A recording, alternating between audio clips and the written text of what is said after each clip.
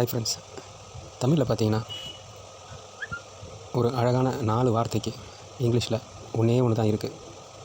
அதுதான் நான் இப்போது உங்களுக்கு சொல்ல போகிறேன். நீங்களே பாருங்கள்.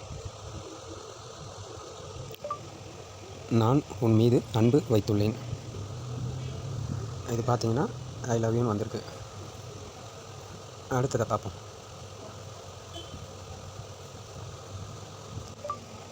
நான் உன்னை நேசிக்கிறேன். இது பாருங்கள், இதுவும் இப்படி தான் இருக்குது. ஐ லவ் யூன்னு வந்திருக்கு. நான் உன்னை காதலிக்கிறேன். நான் உன்னை காதலிக்கிறேன்.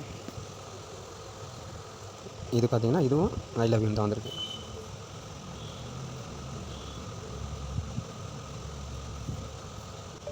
நான் உன்னை விரும்புகிறேன்.